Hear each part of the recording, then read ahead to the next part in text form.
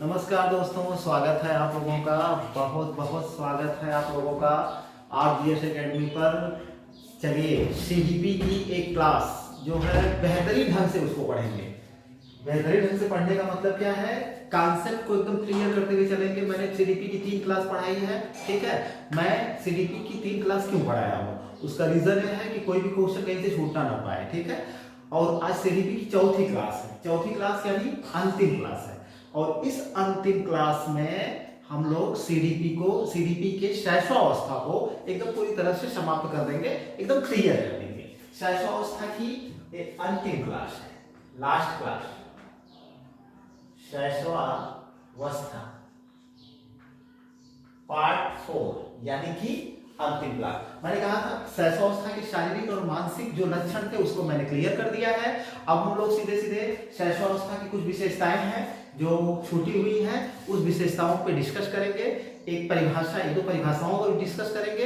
इसके बाद जो है क्लास को क्लोज करेंगे, ठीक है। तो शैशवावस्था को अन्य किन नामों से जाना जाता है मैंने क्लियर कर दिया है। कुछ चीजें हैं जिनके बारे में जिक्र करना बाकी है, एग्जाम की दृष्टिकोण से आईएमपी है, उस पर डिस्कस करेंगे हम लोग। तो सबसे पहले हम एक परिभाषा को लेते हैं। सबसे पहले हम लोग एक परिभाषा को लेते हैं, गेशर। गेशर महोदय, गेशर एक साइकोलॉजिस्ट थे।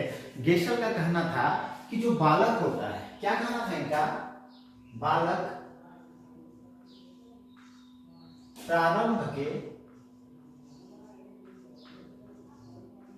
6 वर्षों में बाद के 12 वर्ष की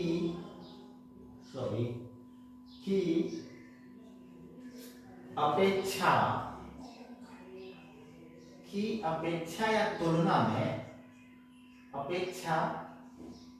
2 गुना सीख लेता है।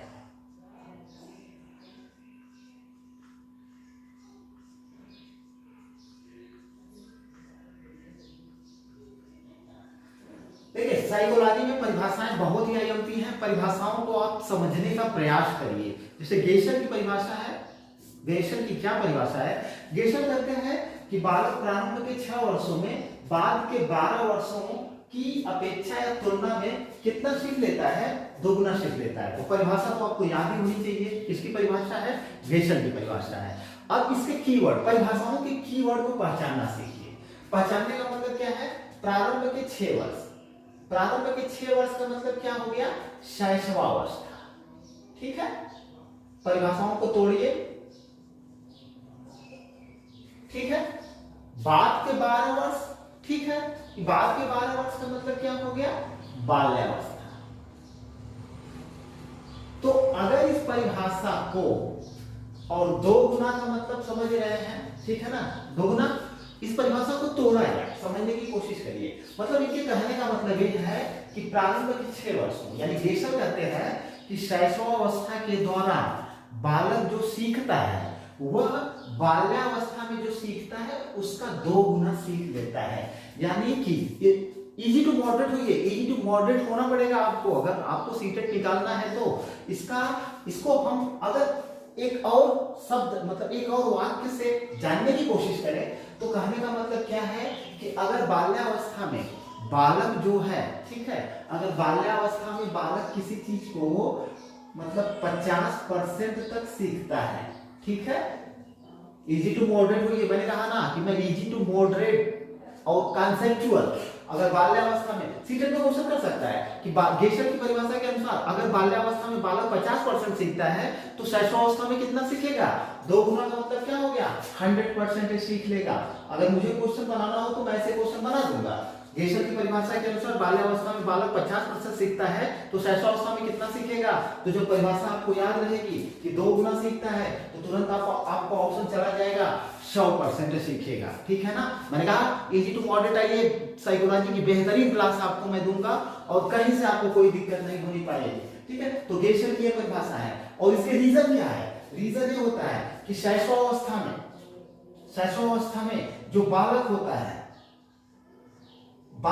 है उसके लिए वस्तुएं और उद्दीपक, उसके लिए जो वस्तुएं होती हैं, कई प्रकार की वस्तुएं होती हैं, कई प्रकार के उद्दीपक होते हैं, ठीक है, इनसे इसका जो है परिचय होता है, ठीक है, जो उसके लिए क्या होते हैं, नवीन होते हैं।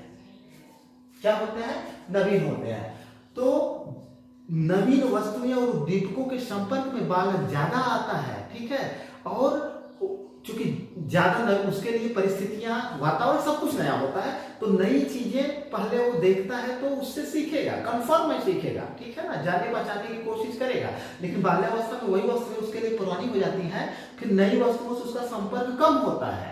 ये रीजन है, दिस इज द रीजन कि बालक जो है अपने शैशवावस्था में गेशल के अनुसार, परिभाषा सही नहीं है, गेशल के अनुसार 2 गुना सीखता है। यानी अगर शैशवावस्था बाल्यावस्था में 50% सीखता है तो शैशवावस्था में गेशल के अनुसार 100% सीखेगा।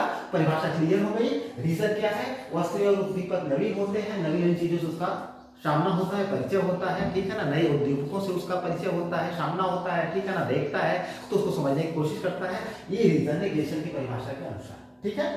अच्छा, एक चीज और है, पियाजे है, एक साइंटिस्ट है पियाजे। अब इनका नाम पूरा जीन पियाजे है, ठीक है। जीन पियाजे क्या कहते हैं, जैसे बालक में सामाजिकता की बात होती है ना मैंने पीछे पढ़ा दिया है, सामाजिकता और नैतिकता का विकास उसका पूरी बाल्यावस्था में होता है, 3 से 6 वर्ष में होता है। लेकिन पियाजे का सिद्धांत है, सिद्धांत हम उस जगह में डिस्कस करेंगे। पियाजे का जो सिद्धांत है उसमें एक है उनका आंतप्रज्ञ काल, आंतप्रज्ञ काल, ठीक है। पियाजे कहते हैं, पियाजे जो है मतलब आंतप्रज्ञ काल, जो कि कितने से कितने वर्ष तक होता है, 4 से 7 वर्ष, ठीक है ना में सामाजिकता की बात करते हैं, ठीक है।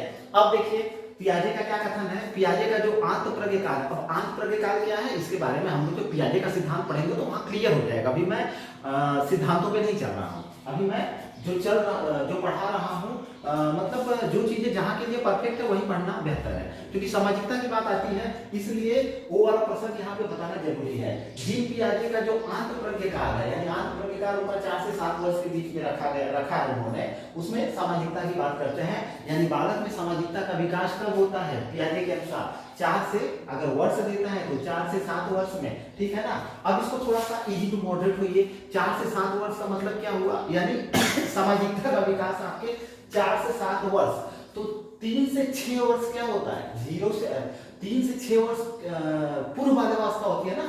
तो यानी मैंने पहले भी बता दिया, सामाजिकता और नैतिक विकास जो है पूर्व बाल्यावस्था में शुरू होता है, इसीलिए मैंने पहले बताया हुआ था। अब जो है 4 से 7 वर्ष का मतलब क्या हुआ कि बच्चे में सामाजिकता का जो विकास शुरू होता है जीन पियाजे की परिभाषा के अनुसार 4 से 7 वर्ष में, यानी कि पूर्व बाल्यकाल में शुरू हो जाता है, पूर्व बाल्यकाल में शुरू हो जाता है, ठीक है ना। तो परिभाषाओं को तोड़ मरोड़ करके समझने की कोशिश करिए, तभी जो है अगर जितनी आपके कॉन्सेप्ट क्लियर होंगे उतना ही आपको एग्जामिनेशन रूम में एग्जाम देने में आसानी होगी, ठीक है। तो पियाजे की ये परिभाषा रही है, ठीक है। चलिए अब कुछ अगले फैक्ट है उसको देखते हैं, शैशवावस्था की कुछ और विशेषताएं हैं उसके बारे में चर्चा करेंगे, ठीक है। तीसरा पॉइंट देखते हैं,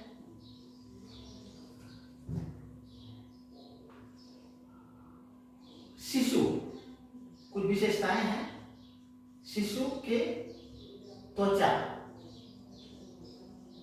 का रंग 15 दिन में बदलने लगता है,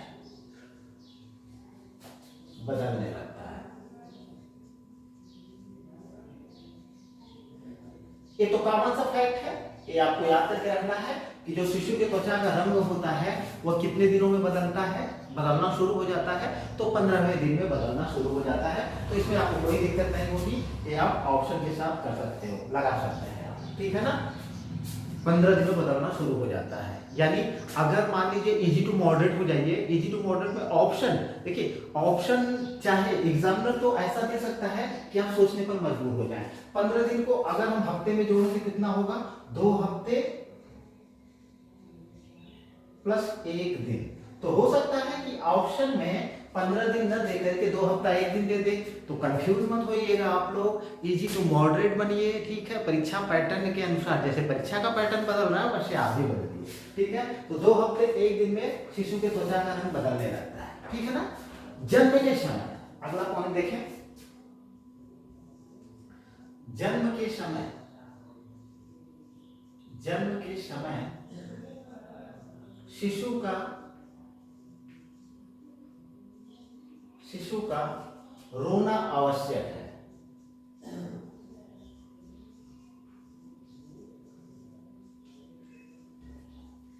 ठीक है ना।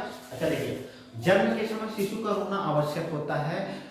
स्वास्थ्य के दृष्टिकोण से बहुत आईएमपी है, साइंटिफिक दृष्टिकोण से बहुत ही आईएमपी है। जन्म के समय बच्चे का रोना आवश्यक होता है। क्यों?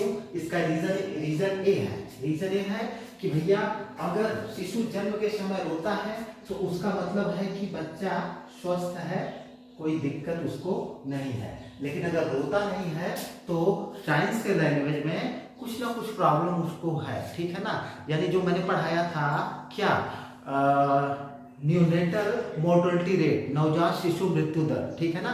तो अगर नहीं रोता है तो हो सकता है कि उसके स्वास्थ्य में कोई समस्या है, हो सकता है कि उसको ऑक्सीजन की कमी है, ठीक है ना। मेनली क्या होता है, हो सकता है उसको किसकी कमी हो गई हो, ऑक्सीजन की कमी हो गई हो। इसीलिए अधिकतर बच्चे जो है अगर नहीं रोते हैं तो अधिकतर नीले पड़ जाते हैं, यानी सांस लेने में उनको दिक्कत होती है। और सांस लेने में दिक्कत क्यों होती है, कुछ इंटरनल प्रॉब्लम उसको हो जाती है, ठीक है ना। तो ए वाला पॉइंट भी सॉरी यार, ए वाला पॉइंट भी आपके लिए बहुत ही आईएमपी है, ठीक है। अच्छा चलिए पांच साइड देखें।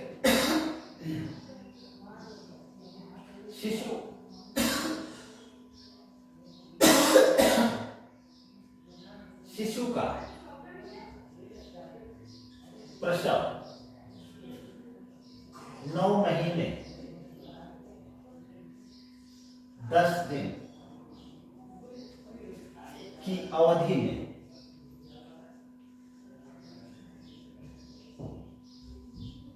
में होना आवश्यक है।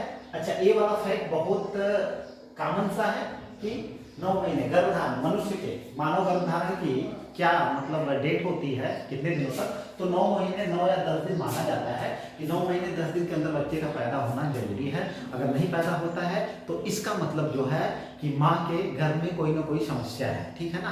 अब वो सोनोग्राफी या अल्ट्रासाउंड जिसको आप कहते हैं उससे पता चल जाता है कि क्या प्रॉब्लम है, ठीक है। तो ये सारे फैक्ट शिशु से आईएमपी हैं। अभी इसको आप देखिए।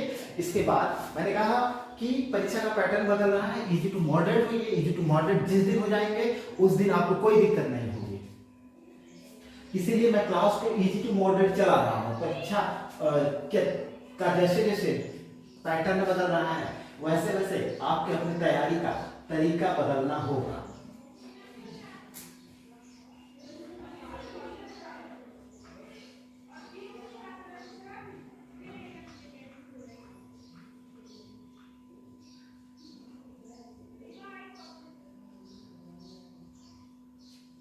चलिए यही पे 4-5 पॉइंट और देखते हैं शिशु से संबंधित,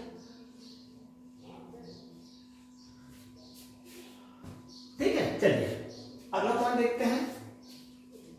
शिशु दूसरे माह में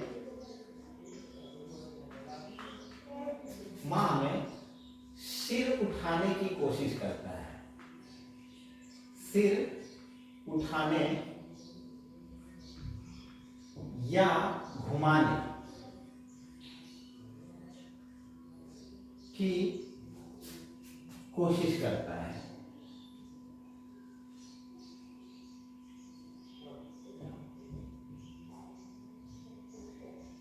ठीक है ना। प्रथम माह में शिशु जो है कोई क्रियाकलाप नहीं कर पाता है प्रथम माह में, ठीक है। क्रियाकलाप का मतलब थोड़ा बहुत आंखों से ही, आंख से देखता तो है लेकिन वो अपने सिर को इधर उधर नहीं कर पाता है, यानी सिर को उठाना या इधर उधर करना ऐसा कुछ भी नहीं कर पाता है। लेकिन जैसे ही दूसरे माह में शिशु प्रवेश करता है अपने सिर को उठाना शुरू कर देता है, ठीक है। तो आईएमपी फैक्ट है, शिशु अपने सिर को कितने माह में उठाना शुरू करता है, तो आपका ऑप्शन जाएगा भैया दूसरे माह में।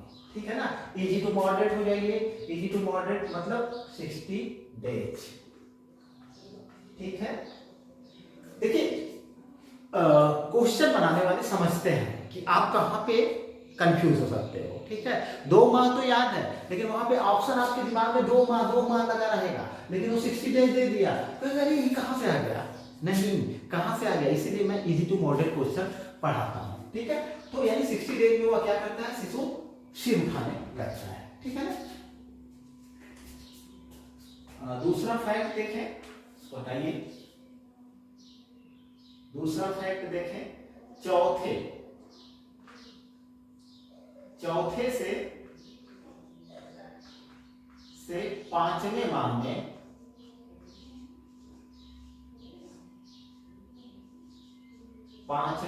में शिशु सहारे के साथ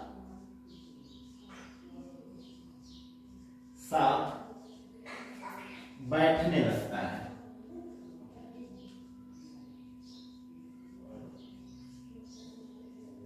अब यहां पे कंफ्यूज मत होइएगा, ठीक है ना। चौथे से 5 हर शिशु के पालन पोषण और जेनेटिक प्रभाव पड़ता है। कोई बालक चौथे माह में ही बैठना शुरू कर देता है, मतलब सहारे के साथ तो उसको बैठा सकते हो, और कुछ शिशु ऐसे होते हैं जिनको जो 5वीं माह में बैठने लगते हैं। लेकिन यहाँ पे अगर आपको ऑप्शन आता है कि शिशु जो है सहारे के साथ बैठना कब शुरू करता है, तो आप जो है ऑप्शन में अगर चौथा भी है 5वां भी है तो आपको 5वें पर ज्यादातर क्लिक करना है, ठीक है ना। कारण क्या है, चौथे माह में बैठने सहारे के साथ बैठने की संभावना कम होती है, ठीक है ना, कम होती है, और 5वें माह में ज्यादा होती है। इसलिए अगर आपके ऑप्शन में दोनों है तो आपको 5वें पर ट्रिक करना है, 5वां एकदम राइट आंसर होगा, चौथे पर ट्रिक नहीं करना है। और अगर चौथा है तब आप चौथे पर ट्रिक करेंगे, ठीक है। तो जैसे आएगा वैसे आपको ट्रिक करना है, ठीक है। अगला देखते हैं, तीसरा, छठे से 7वें माह में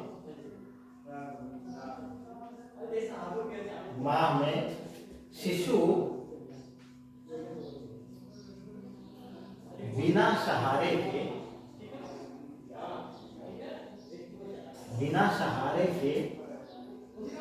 बैठना शुरू करता है,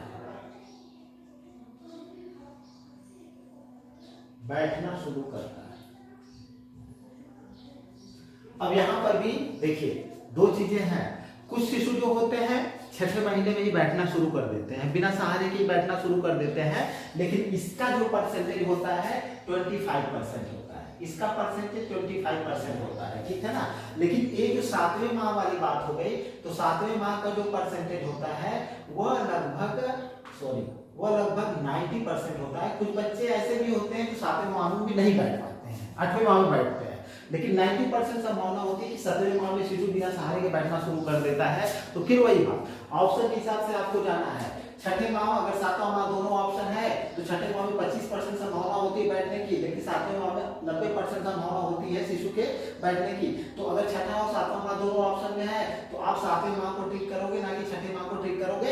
इजी टू मॉडरेट मैंने यहाँ पे बता दिया है। 5वें माह का मतलब क्या हुआ, 30 बच्चे 150, 150 दिन, ठीक है ना। ऐसे आप जोड़िए, उसमें फरवरी लीप वर्ष की बात नहीं होती है, ठीक है। और 7वें माह का मतलब क्या है, 30 सत्ते 210, अगर 210 दिन में यानी वो बिना सहारे के क्या होने लगता है, बैठना शुरू कर देता है, ठीक है। जैसे क्वेश्चन आएगा वैसे आपको ट्रिक लगाना है, ठीक है। चौथा, 10वें माह में शिशु घुटनों के बल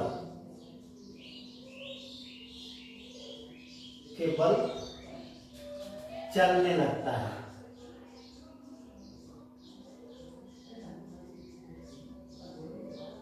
ठीक है ना। यहां पर भी देखिए अगर बात करी जाए उस बहुत सारे प्रभाव पड़ते हैं, बच्चे के स्वास्थ्य का भी प्रभाव पड़ता है।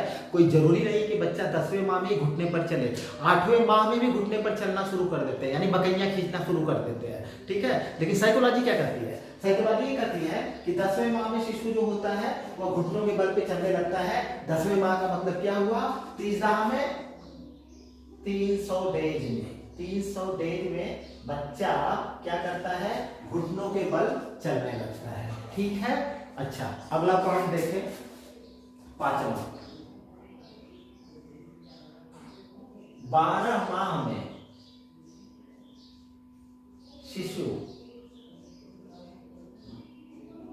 चलना शुरू करता है, चलना शुरू करता है।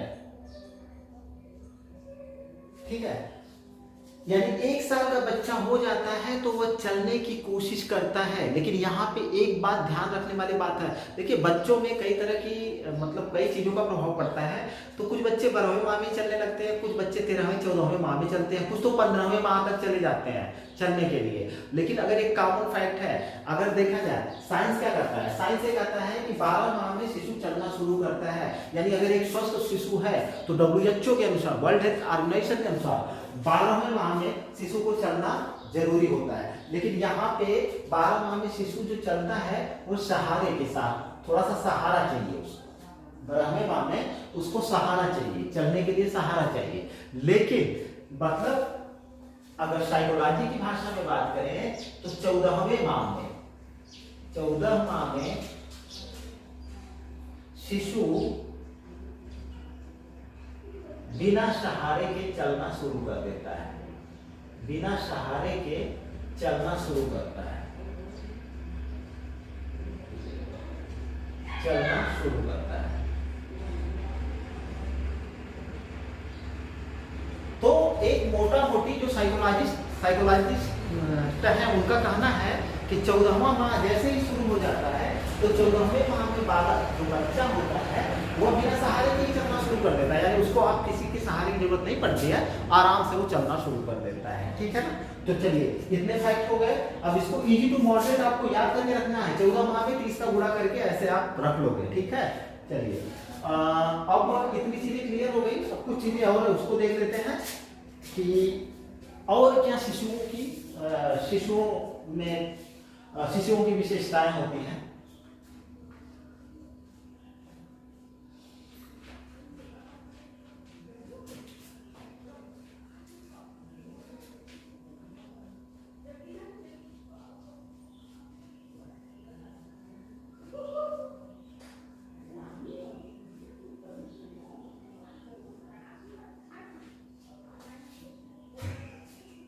देखिए, अस्पष्ट शब्द, अस्पष्ट शब्द, शब्दों का प्रयोग, शब्दों का प्रयोग जिसको आप क्या कहते हैं, गूंगा, गूंगा ये होता है। शिशु जो प्रथम ध्वनि निकालता है गूंगा, ऐसी ध्वनि वो निकालता है। तो ऐसी ध्वनि निकालना, शिशु जो है ऐसी ध्वनियां किस माह में निकालना प्रारंभ करता है। ठीक है ना।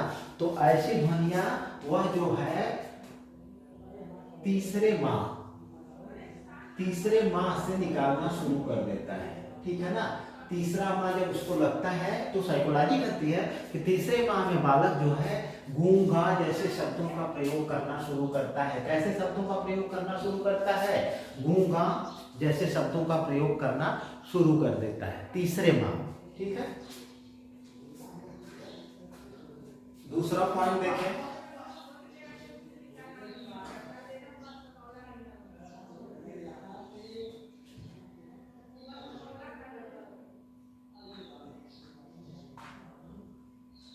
आठवें माह में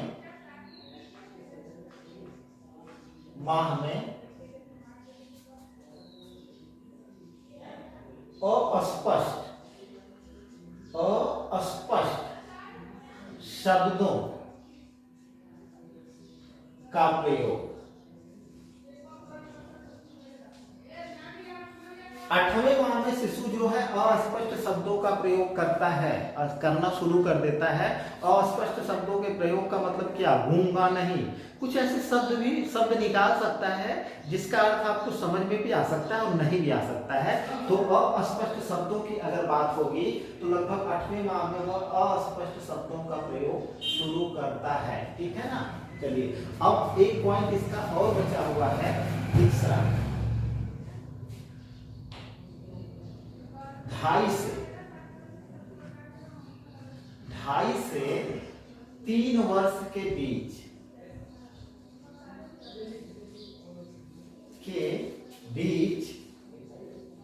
शिशु सार्थक शब्दों का प्रयोग करना शुरू कर देता है। सार्थक शब्दों का प्रयोग शुरू कर देता है। ए वाला पॉइंट IMP है। इस पॉइंट को आपको याद करके रखना है कि जो शिशु होता है वह कितने साल में, कितने वर्षों का हो जाता है तो सार्थक ध्वनियां निकालता है, सार्थक शब्दों का प्रयोग करता है। सार्थक का मतलब क्या है, अस्पष्ट शब्दों का प्रयोग करना शुरू कर देता है। अस्पष्ट शब्दों का प्रयोग करना शुरू कर देता है तो 2.5 से 3 साल के बीच में। अब यहाँ पर भी एक चीज हमेशा ध्यान रखिए, देखिए ऑप्शन जब भी आता है, जैसे मान लीजिए कुछ ऐसी चीजें होती हैं जिसको 1-2 भागों में, जैसे यहाँ पे कहा गया 2.5 से 3 साल में, ठीक है ना। तो ऑप्शन में अगर आपके हर समय जो ज्यादा वाला ऑप्शन होता है उसको लेकर के चला जाता है, कम वाले ऑप्शन को नहीं लेकर के चला जाता है। तो आप जो है इस वाले ऑप्शन को ज्यादा लेकर के चलेंगे, भले ही ये वाला ऑप्शन आपके आंसर शीट में है तब भी, ठीक है। इस तरह से कोई भी चीज जैसे मान लीजिए बहुत से एग्जाम हुए हैं जिनमें किसी चीज के बारे में जब चर्चा होती है, जैसे मान लीजिए कि 2.5, ठीक है ना, किसी की कुछ की रेट है, ठीक है। अब आपके ऑप्शन में, ठीक है ना, अगर 2.5 नहीं दे रखा है, अगर आपके ऑप्शन में 2 दे रखा है, 3 दे रखा है, तब आप क्या करोगे, आप 2 को ऑप्शन में नहीं मारोगे। अब 2.5 है ना तो आप 3 को ऑप्शन में मारोगे, ठीक है। तो ये ऑप्शन मतलब करने का तरीका होता है, ठीक। तो उसी प्रकार से यहाँ पर भी आप मतलब यहाँ पर भी ऑप्शन आप मानोगे, ठीक है ना। चौथा, 4 से 5 वर्षों में, 5 वर्षों में शिशु, बालक, क्योंकि पूर्व बालकाल कहा जाता है तो बालक शब्द कहां प्रयोग करते हैं, बालक वाक्यों का प्रयोग करना शुरू कर देता है, वाक्यों का प्रयोग करना शुरू कर देता है,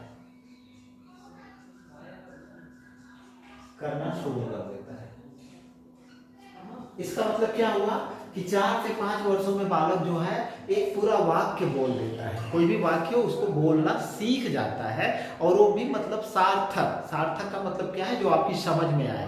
स्पष्ट, जिसको सार्थक मतलब वाक्यों का प्रयोग जो करता है वो सार्थक होते हैं, या इसको कह सकते हैं आप कि अस्पष्ट होते हैं।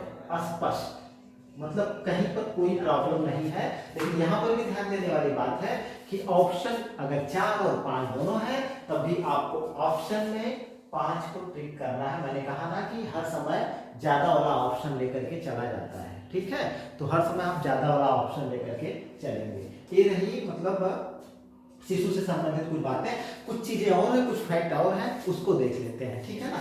तो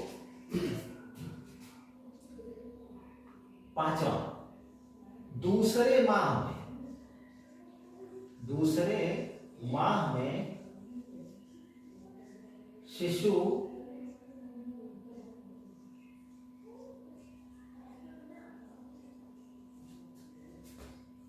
ध्वनि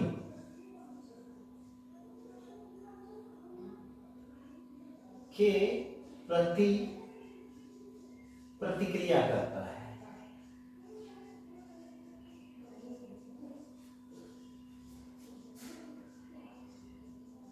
कहने का मतलब क्या है कि ध्वनि, ध्वनि मतलब जो आवाजें आ रही हैं, चाहे किसी चीज की आवाज आए, माता पिता की आवाज आए, आप बुलाना पुकारना शुरू करते हैं, तो दूसरे माह में शिशु जो है ध्वनि के प्रति क्या करता है, क्रिया करता है। ये वाली चीज IMP है, ठीक है।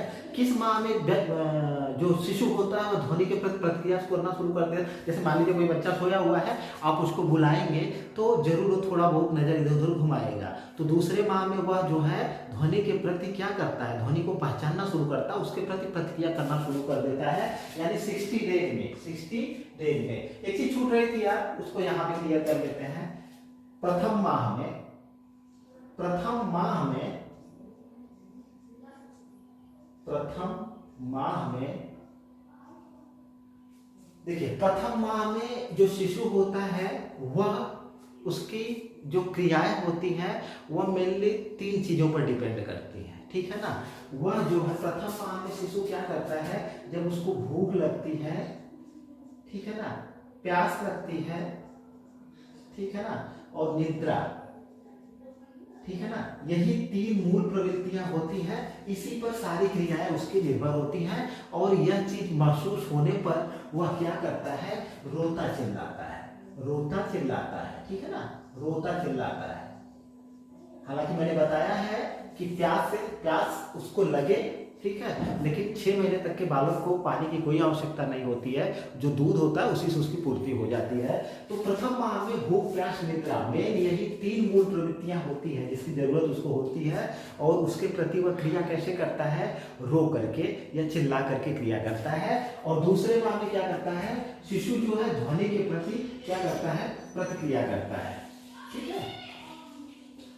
छठा, चौथे माह में, चौथे माह में शिशु वस्तुओं को पकड़ना, वस्तुओं को पकड़ना,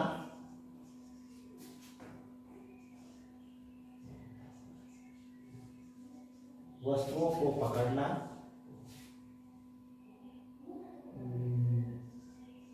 आवाज निकालना, आवाज निकालना,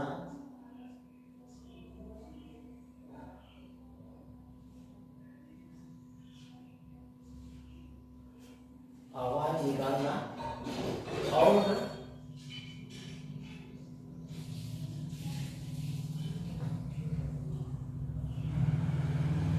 कुछ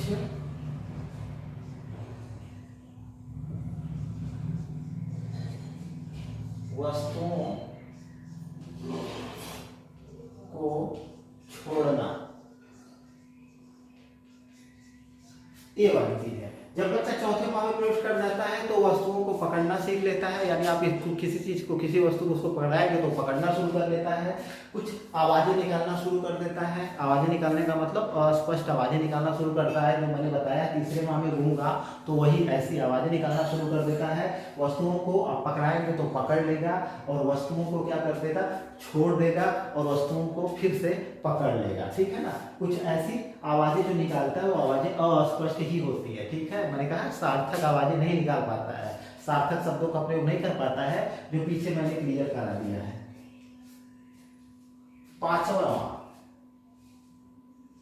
पांचवें माह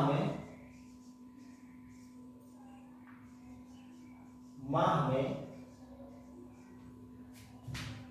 रंगों को पहचानना,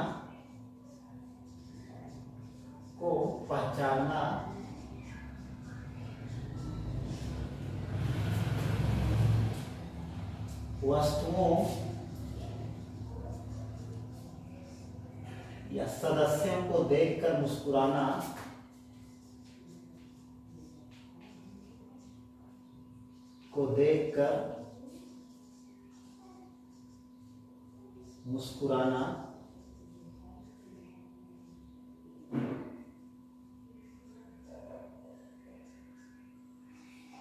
आदि। अच्छा देखिए, 5वें माह में क्या होता है कि बालक जो है रंगों को देख करके, ठीक है ना, रंगों को पहचानना शुरू कर देता है। पहचानने का मतलब क्या है, देखिए आप भी क्लियर हो जाएगा।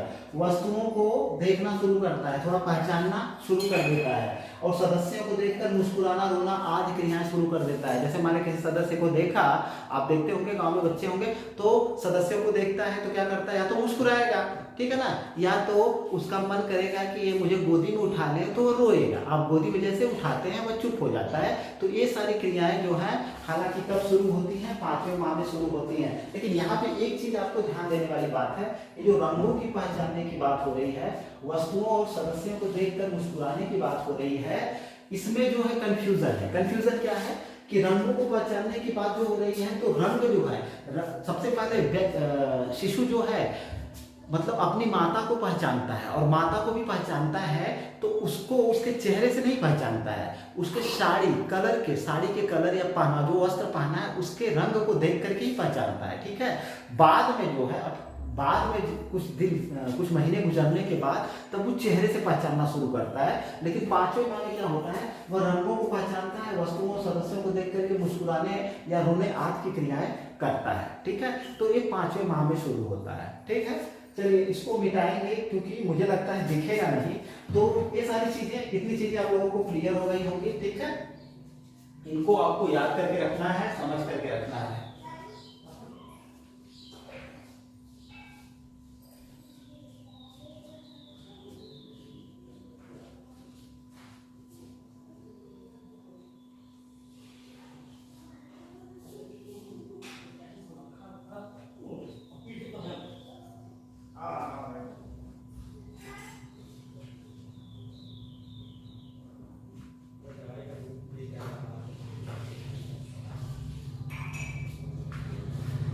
पांचवें माह का हमने देख लिया, ठीक है। थोड़ा देखिए छठे माह में क्या होता है।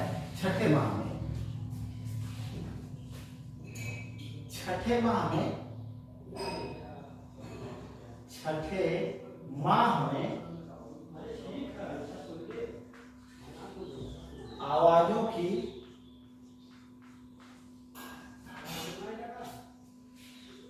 नकल, आवाजों की नकल करना शुरू कर देता है।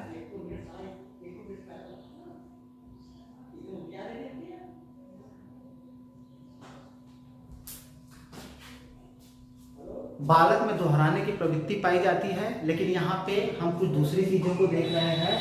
तो छठे माह में बालक क्या करता है, कुछ आवाजें आती है ना, जैसे मान लीजिए आपके घर छोटा बच्चा है, छोटे बच्चे से अगर आप जैसे मान लीजिए बात करने की कोशिश करिए, आप अगर बात करने की कोशिश करेंगे तो वो भी उसी प्रकार से बोलने की कोशिश करेगा। मतलब बोल तो नहीं पाएगा, स्पष्ट शब्द तो नहीं बोलेगा, लेकिन आपकी आवाज की नकल करने की कोशिश जरूर करेगा वो। तो आवाज की नकल करने की कोशिश कब करता है, छठे महीने में करता है। यानी लगभग उसको आवाज की नकल करने में कितने दिन लग जाते हैं, 180 दिन लग जाते हैं, ठीक है ना। जन्म के बाद 180 दिन लग जाते हैं, यानी छठे माह में बालक आपकी आवाज की नकल करना शुरू कर देता है, ठीक है।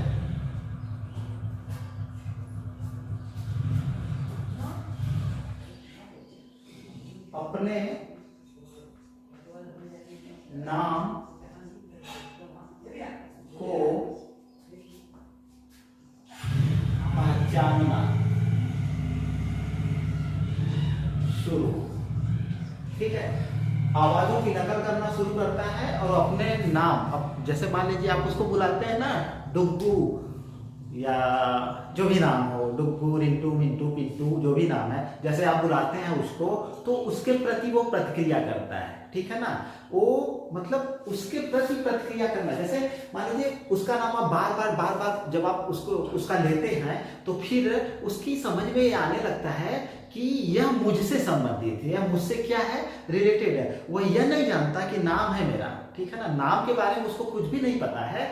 लेकिन कहने का मतलब क्या है कि नाम को पहचानना शुरू करना, नाम को पहचानने का शुरू करने का मतलब क्या है, इसका मतलब ये है कि विशेष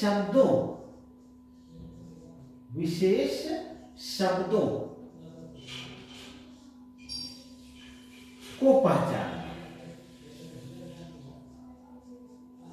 ठीक है, जैसे आप उसको बुला रहे हैं आरव, अर्णव, बार बार आप उसको जब बुला रहे हैं आरव या अर्णव के नाम से, तो उसके सेंस में ये बात जाती है, ठीक है ना, धीरे धीरे उस शब्द को पहचानना शुरू कर देता है। फिर जैसे ही वह शब्द, मतलब आप एक क्रम चलता है ना कुछ दिनों तक, जब वो शब्द उसके सामने बार बार गुजरता है तो उस शब्द के प्रति प्रतिक्रिया करना शुरू कर देता है। ठीक है ना, हो सकता है आप बुलाएं तो आपकी तरफ देखे, देख करके मुस्कुराए, लेकिन एक चीज कंफर्म है कि वह नाम को नहीं पहचानता है, वह नाम के अर्थ को तो 100% नहीं जानता है कि यह मेरा नाम है, ये नहीं जानता है कि यह मेरा नाम है, लेकिन वह यह जानता है कि ये जो विशेष शब्द का प्रयोग किया जा रहा है, ये विशेष शब्द का प्रयोग किसके लिए किया जा रहा है, वह यह जानता है कि भैया इस शब्द का प्रयोग मेरे लिए हो रहा है। किसके लिए हो रहा है? मेरे लिए हो रहा है। ठीक, अगला देखें, 10वें माह में शिशु खिलौनों के साथ खेलने लगता है।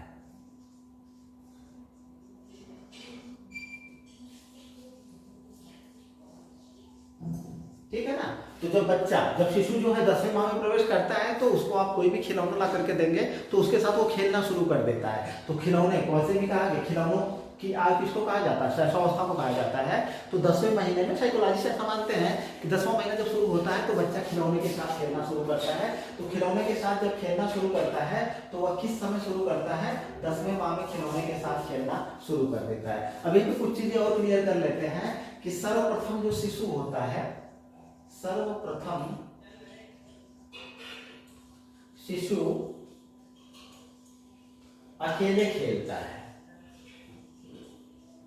ठीक है ना, सबसे पहले आप देखते होंगे, ठीक है ना, एकदम मैं आपके सामने का एग्जांपल है कि जो शिशु होता है शुरू में अकेले खेलता है, स्वयं के साथ खेलता है, बाद में जो है अपने साथियों के साथ खेलना शुरू करता है। तो अगर क्वेश्चन करे कि सबसे पहले शिशु किसके साथ खेलता है, कैसे खेलता है, तो आपका ऑप्शन रहेगा सबसे शुरू में शिशु स्वयं के साथ खेलता है। कोई खिलौना पकड़ा दीजिए उसके साथ वो खेलेगा। ठीक है ना, बाद में जैसे बड़ा होता जाता है वैसे वैसे शिशु जो है दूसरों के साथ खेलना शुरू करता है। तो पहले वह अपने साथ खेलता है, फिर इसके बाद दूसरों के साथ खेलना शुरू कर देता है। ठीक है ना, और अगला पॉइंट देखें,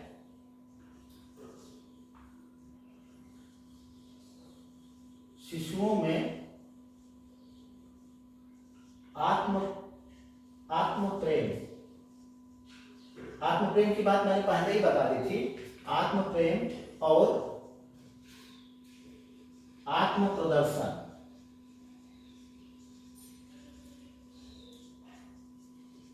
की भावना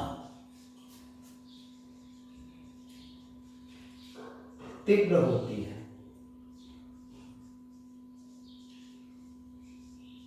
आईएमपी फैक्ट है, इसको आपको समझ करके रखना है कि जो शिशु होते हैं उनमें दो विशेषताएं पाई जाती हैं, आत्म प्रेम या स्व प्रेम, जिसको फ्राइड ने क्या कहा था, नार्सिसिज्म नाम दिया था, मैंने पिछले वाले वीडियो में पढ़ा दिया है। ठीक है ना, तो शिशुओं में आत्म प्रेम और आत्म प्रदर्शन की भावना प्रबल होती है। वह अपने प्रदर्शन को मतलब अपने प्रदर्शन से मतलब रखते हैं, दूसरे के प्रदर्शन से उनका कोई मतलब नहीं होता है। लेकिन एक चीज और है यहाँ पे क्लियर मैं आपको बता दूं, ये वाली जो चीज है आत्म प्रेम और आत्म प्रदर्शन, ठीक है ना, आत्म प्रेम और आत्म प्रदर्शन बाल्यकाल को दो भागों में बांटा गया है, 0 से 3 शैशवकाल और 3 से 6 पूर्व बाल्यकाल। तो ये जो तीन चीजें पाई जाती हैं, आत्म प्रेम और आत्म प्रदर्शन की जो भावना होती है, ये जो है 0 से 3 वर्ष के बीच,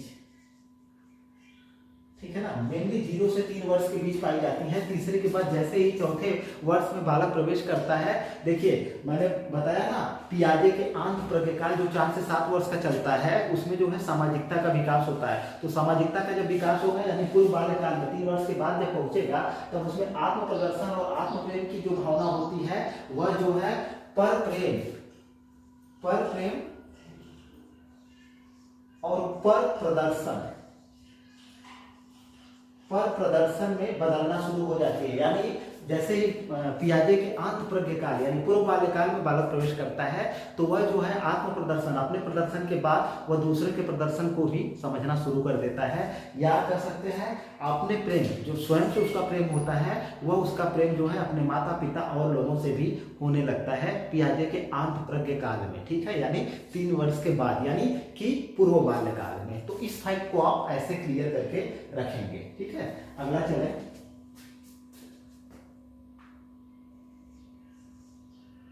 शिशुओं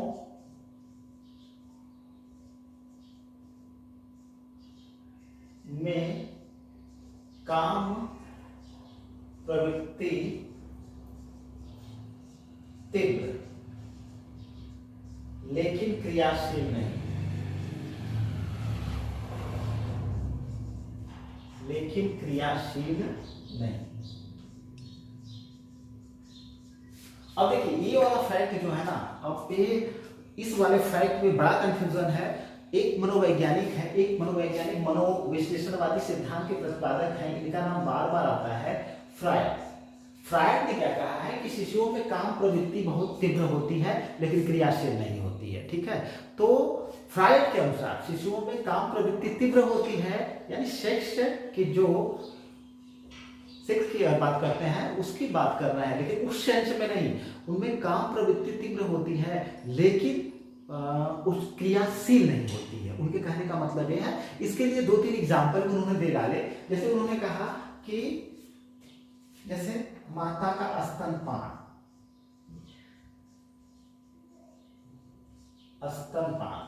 ठीक है ना, एक एग्जाम्पल ये दे दिया उन्होंने। फिर उन्होंने कहा कि हाथ और पैर के अंगूठे को चूसना,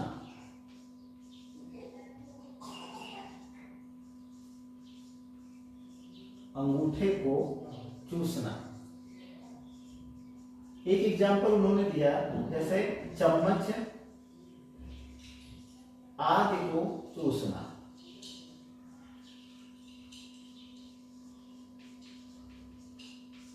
तो ये फ्रायड की बात है। तो यहां से आपको याद करके रखना भैया फ्रायड क्या कहते हैं कि शिशुओं में काम प्रवृत्ति क्या होती है, तीव्र होती है, और किसी साइकोलॉजिस्ट ने ऐसी बात नहीं करी है। फ्रायड के अनुसार शिशुओं में काम प्रवृत्ति तीव्र होती है लेकिन क्रियाशील नहीं होती, इस पे ध्यान देना है। इसके लिए वह कहते हैं कि अभिव्यक्त करता है, शिशु जो है व्यक्त करता है। कैसे व्यक्त करता है, ठीक है, कैसे माता का स्तनपान करके, ठीक है, हाथ पैर के अंगूठे को चूस करके, या चम्मच आज जो उसके पास पहुंचता है या जो लेता है उसको चूस करके। इसको वे किससे जोड़ते हैं, मतलब काम प्रवृत्ति से जोड़ते हैं। तो ऐसे आपको इजी टू मॉडरेट होना है कि शिशु, फ्रायड के अनुसार शिशुओं का चम्मच आज को चूसना सूचक है, किसका सूचक है, आपका ऑप्शन जाएगा काम प्रवृत्ति का। शिशु का हाथ पैर के अंगूठे को चूसना किसका सूचक है, तो आपका ऑप्शन जाएगा मतलब फ्रायड के अनुसार काम प्रवृत्ति का, ठीक है। तो फ्रायड ये कहते हैं कि यह जो है मतलब काम प्रवृत्ति का सूचक है, हालांकि ये क्रियाशील नहीं होता है लेकिन तीव्र होता है, ठीक। चलिए इसको मिटाते हैं, फिर एक बार और मिटाना पड़ेगा, इसके बाद ये वाला चैप्टर हम क्लियर कर देंगे।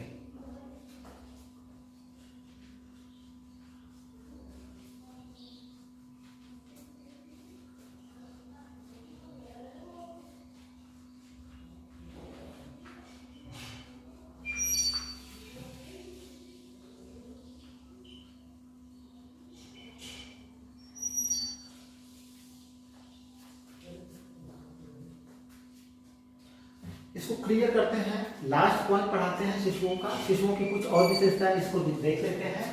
तो पहली विशेषता क्या होती है, जिज्ञासा तीव्र, जिज्ञासा तीव्र, ठीक है ना। शिशुओं में जानने की जो इच्छा होती है वो बहुत तीव्र होती है। उसका रीजन क्या है, मैंने बता दिया है कि वातावरण में आता है, उसके लिए सारी परिस्थितियां नवीन होती हैं, लेकिन शैशव काल में नहीं, पूर्व बाल्यकाल में। ये जो जिज्ञासा की प्रवृत्ति, इसको आप याद करके रखोगे, ये जिज्ञासा की प्रवृत्ति जो होती है 0 से 3 वर्ष के दौरान नहीं होती है या बहुत ही कम होती है। ये जो जिज्ञासा की प्रवृत्ति होती है यह 3 से 6 वर्षों के बीच होती है, यानी पूर्व बाल्यकाल में। ये प्रवृत्ति कब होती है, पूर्व बाल्यकाल में। तो ऑप्शन अगर जैसे देगा वैसे आप करोगे। मैंने कहा ना कि सारे शब्दों को तोड़ मरोड़ करके समझने की कोशिश करेंगे तो जिज्ञासा की प्रबलता होती है। अगर देखा शिशुओं में कई तरह के सीटेट में देगा जिज्ञासा प्रबल होती है तो आपको ऑप्शन लगाओगे हाँ ठीक है। लेकिन अगर इस प्रकार से क्वेश्चन करता है शिशुओं में जिज्ञासा की प्रबलता होती है किस काल में, अगर उसने बांट दिया तब आपका ऑप्शन कहाँ पे जाएगा, 3 से 6 वर्ष के बालकों में, ना कि 0 से 3 वर्ष के शिशुओं में। 3 से 6 वर्ष के शिशुओं में क्या, या जो पूर्व बाल्यकाल है इसमें जिज्ञासा की प्रबलता देखी जाती है। उसका भी रीजन क्या है कि बच्चे नए नई चीजों के संपर्क में आते हैं तो वह जो है जिज्ञासा भरे शब्दों को, मतलब ये क्या है, मतलब पंखा देखेगा पूछेगा क्या है, ठीक है ना, गाय देखेगा पूछेगा क्या है, भैंस देखेगा पूछेगा क्या है, जो कुछ भी देखेगा उसके बारे में प्रश्न करता है, ठीक है। तो जिज्ञासा की प्रबलता होती है ये, और किस समय में, 3 से 6 वर्ष में। चलिए आगे चलें। अनुकरण द्वारा सीखना,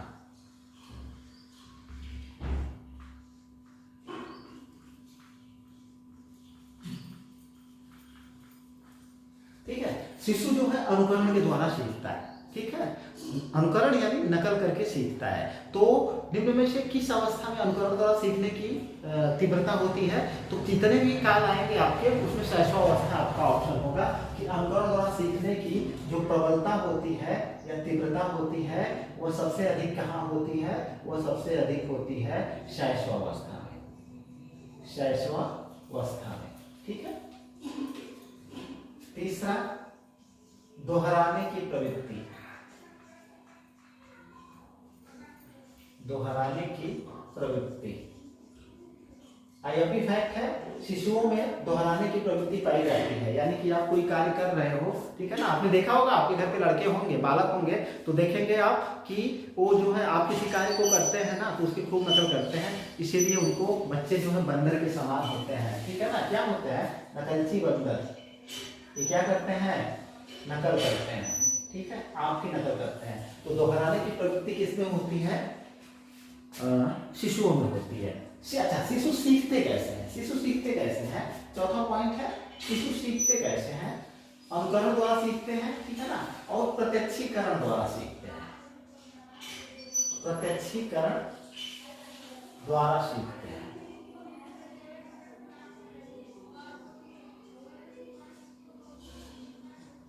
प्रत्यक्षीकरण का मतलब जो वस्तु उनके सामने दिखाई देती है उससे सीखते हैं, ठीक है ना। इसका रीजन क्या है, इसका रीजन क्या है कि बालक में जो है, जो शिशु में तार्किक क्षमता नहीं होती है, तर्क का अभाव होता है, ठीक है ना।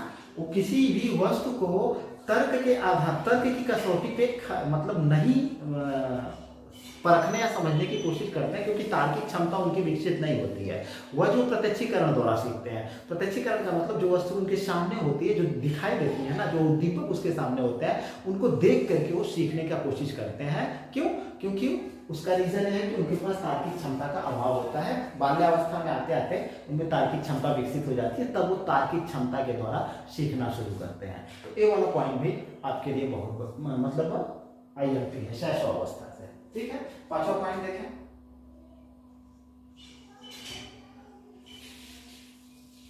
जन्म के समय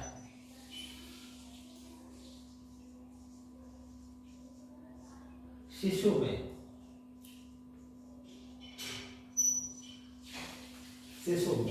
उत्तेजना संवेग के रूप में होता है,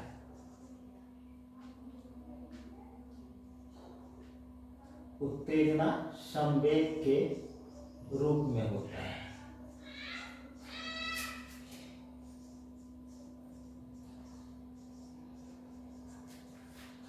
ठीक है। और जन्म के समय उत्तेजना, और ये लगभग चलता कितने दिनों तक है, 1 माह, ठीक है। तो 0 से 1 माह तक जो उत्तेजना होता है वो शिशु में संवेग के रूप में होता है। इजी टू मॉडरेट होइए, ठीक है ना। जैसे मान लीजिए भय, क्रोध, पीड़ा, प्रेम, साइकोलॉजिस्ट कहते हैं कि शिशुओं में भय, क्रोध, पीड़ा, प्रेम नामक संवेग पाया जाता है। पूरे 6वां अवस्था की बात करते हैं, ठीक है। लेकिन 0 से, उत्तेजना की कोई बात नहीं हो रही है, लेकिन शिशु में जो 0 से 1 वर्ष तक का शिशु होता है उसके पास, उसके अंदर जो है उत्तेजना, सेंसिटिविटी जो होती है संवेग के रूप में होती है पहले 1 सालों में, पहले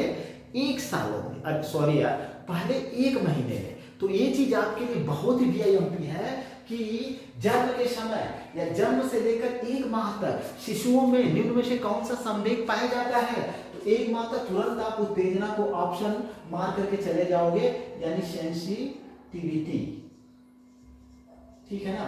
ये जो होती है संवेग के रूप में होती है उत्तेजना। उसका एग्जाम्पल आप अपने घर पर ही देख सकते हो सीधे सीधे। जैसे छोटा बालक है, जन्म जो नवजात शिशु होता है ना, आप उसको टच करोगे तो तुरंत जो है वह मतलब क्या कहते हैं उसको, सेंसिटिव हो जाता है, तुरंत जो है क्रिया कर देता है, ठीक है ना। ऐसे लगता है कि डर गया या मतलब जो कुछ भी हो। तो जो संवेग होता है ना, वो उत्तेजना जो होती है ये 1 माह तक संवेग के रूप में होती है। इसके बाद और अक्सर देखा जाता है 1 माह तक मेनली होता है, लेकिन साइकोलॉजिस्ट क्या कहते हैं कि 2 वर्ष में, लगभग 2 वर्ष में जाकर के 2 वर्ष में साइकोलॉजिस्ट कहते हैं कि 2 वर्ष में, ठीक है ना, भय, क्रोध, पीड़ा और प्रेम, ये 4 जो है संवेग उसके अंदर विकसित हो जाते हैं। किस वर्ष की अवस्था में? दूसरी वर्ष की अवस्था में, ठीक है। तो दूसरे वर्ष तक जाते जाते भय, क्रोध, पीड़ा, प्रेम नामक संवेग का विकास उसके अंदर हो जाता है। हालांकि मैंने पिछले वीडियो में पढ़ाया है कि भारतीय जो साइकोलॉजिस्ट है, ये फॉरेनर साइकोलॉजिस्ट की बात हो रही है, जो भारतीय साइकोलॉजिस्ट है पूरे मानव जीवन में सिर्फ 2 प्रकार के संवेगों की बात करती है, एक राग, एक द्वेष, ठीक है ना, एक प्रेम, एक घृणा, जैसे ऐसे आप कर सकते हो। तो राग और द्वेष, लेकिन इनके अनुसार भय, क्रोध, पीड़ा, प्रेम आगे चल करके जैसे जैसे बालक बड़ा होता है तो साइकोलॉजिस्ट के अनुसार अनेक प्रकार के संवेगों का विकास उसके अंदर हो जाता है, ठीक है। तो ये सारी चीजें क्लियर हो गई आप लोगों को। ये 2 वर्ष वाला ऑप्शन याद करके रखिएगा, ठीक है। और उत्तेजना जो है संवेग के रूप में होती है, और कई विशेषताएं मैंने पिछले वाले वीडियो में आपको क्लियर करा दी है, ठीक है ना। अब बालक जो है 1-2 चीजें यहीं पे क्लियर करते हैं, क्लास को खत्म करते हैं, क्लास लंबी जा रही है। छठा, शिशु को खेल के माध्यम से शिक्षा दी जानी चाहिए, खेल के माध्यम से, ठीक है ना। शिशु को खेल के माध्यम से शिक्षा दी जानी चाहिए, खेल खेल में उसको सिखाना चाहिए, ठीक है ना। और आगे देखिए, जल्दी से खत्म करते हैं। एक मॉन्टेसरी पद्धति है, मॉन्टेसरी पद्धति। ये मॉन्टेसरी पद्धति जो होती है, अगर पूछेगा कि किससे संबंधित है, आप तुरंत ऑप्शन लगाओगे शिशुओं से संबंधित है, ठीक है ना। क्यों? क्योंकि मॉन्टेसरी पद्धति में परियों की कहानी, परियों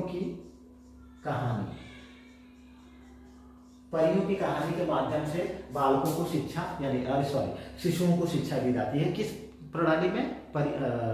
मॉन्टेसरी पद्धति में। और मॉन्टेसरी पद्धति किससे संबंधित है? शिशुओं की शिक्षा से संबंधित है। शिशुओं को शिक्षा देने के लिए आपको करना क्या चाहिए, ठीक है ना, रंगीन, सचित्र पुस्तकों एवं उद्दीपकों का सहारा लेना चाहिए।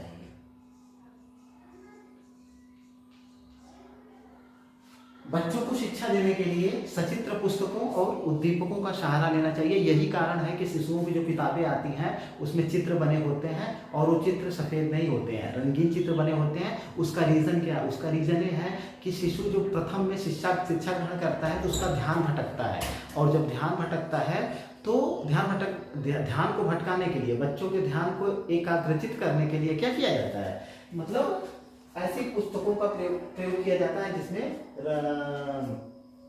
रंगीन चित्र बने हुए हों, ठीक है ना। आप देखते हैं कि किताबों में क्या होता है, रंगीन और सचित्र पुस्तकों के द्वारा उनको शिक्षा दी जाती है। एक दो की किताबें आप उठा करके देख लीजिए, LKG 1KG किताब उठा करके देख लीजिए, क्योंकि उसका ध्यान उस पर ज्यादा जाता है और सिखाने में मतलब कोई समस्या उत्पन्न नहीं होती है।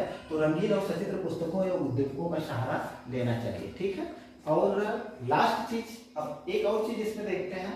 हालांकि जो शिक्षा पद्धति है, कई शिक्षा पद्धतियां हैं, इसको मैं एक चैप्टर में पढ़ाऊंगा। यहाँ पे जहाँ पे प्रसंगवश जो चीजें जरूरी है उसको उसी तरह से पढ़ाया जाएगा, ठीक है। तो रंगीन सचित्र पुस्तकों उद्योगों का सहारा लेना चाहिए। और बालकों को बालकों को जो है शिक्षकों को पढ़ाने के लिए, अगर सॉरी शिशुओं को पढ़ाने के लिए उनके साथ जो व्यवहार आपका होना चाहिए वह लचीला होना चाहिए, ठीक है ना, लचीला होना चाहिए, ठीक है ना, नर्म होना चाहिए।